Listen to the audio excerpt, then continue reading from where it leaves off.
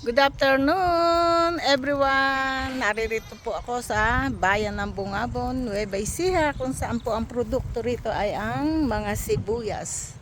Guys, meron po tayong nakita rito na nakakaanong tingnan dahil po inubos na po ng uod. Guys, tingnan nyo, oh. Patingin natin. Ayan, nakikita nyo po ba yan? Sa isang dahon lang yan. Isang dahon lang po yan, oh. Siguro meron mga 30 o 40 Oh, piraso. ang dami, Diyos ko po. Tingnan nga po natin kung talagang gaano ba kaano itong mga uod na to. Tingnan nga natin dito.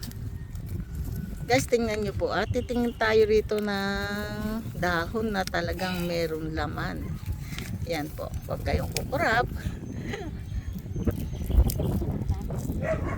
Yan po yung mga itlog. Ayan, yung mga itim po na yan pala. Ayan po yung mga itlog. Ayan po sila. Ayan, oh. Guys, Pagka yun po po. napisa. Ew! Di po ba? Ayan. Ito po ang insekto na talagang sumisira sa aming mga pananim dito po sa lugar ng Bungabon. Ito po kasi dito ay sibuyas. Yan. Nakita nyo na po. Ito po hindi na pakikinabangan to dahil puro may uod na po ito. Oh. Tingnan nyo naman po. Oh. Ang gaano kalaki. Isa lang to ha. Isang pitak lang po ito. Ayan, natuyo na ho. Kasi naubos na ng dahon yung ano, ng mga uod yung mga dahon niya. Ayan, natuyo na guys, oh.